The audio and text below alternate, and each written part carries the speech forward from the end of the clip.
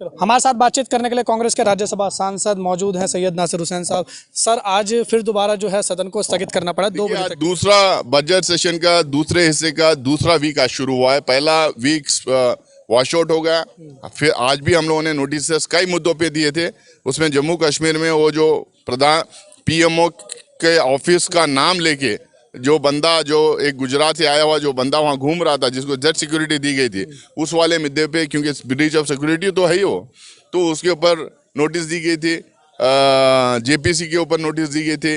बहुत सारे इश्यूज के ऊपर नोटिस दी गई थी। उन नोटिस पे हम डिस्कशन चाह रहे थे, लेकिन सत्ता पक्ष के लोग ही हाउस डिस्टर्ब करके आज अडजर्न कर दिए। वो नहीं चाहते कि बजट के ऊपर कोई बहस हो, वो नहीं चाहते कि जेपीसी की मांग उठाया जाए, इसीलिए इसके तरीके की हरकतें कर रहे हैं। लेकिन हम पूरे तरीके से मजबूत इरादे से जेपीसी की मांग उठाते जा रहे हैं। कल राहुल गांधी के घर पर जो है दिल्ली पुलिस पहुंची थी, उसके बाद अनुराग ठाकुर का जो है वो एक बयान आया। उन्होंने कहा है कि लगातार खबरों में बने रहने के लिए लोगों को आदत हो गई है। अगर उनके पास इंफॉर्मेशन है तो दिल्ली पुलिस के साथ शेयर करें। वो एक एमपी है। देखिए, जिस बयान को लेके, जिस स्टेटमेंट को लेके दिल्ली पुलिस पहुंच गई है, राहुल जी के घर के पास पहुंची हुई थी 1 से 2-3 टाइम।